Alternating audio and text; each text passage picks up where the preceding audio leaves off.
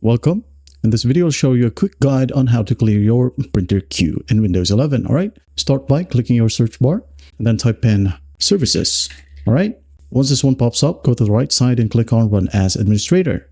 Now, once this one pops up, maximize this one and find the service called Spool or Print Spooler, which is right here in letter P.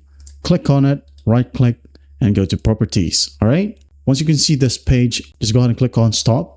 Wait for the process to finish. Now, once that's done, don't close this one. All right. Go ahead over to your File Explorer, click on it. I'm going to maximize this one. Go ahead over to Local Disk C. Now go to Windows, double click on it. Scroll down until we find Windows 32 or System 32, which is right here. Double click. Now we're going to want to find Spool in these files. All right here. Double click.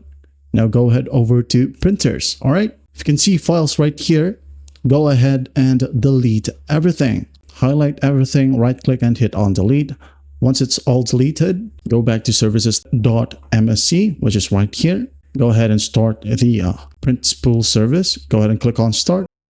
Now, once that's done, just hit on OK.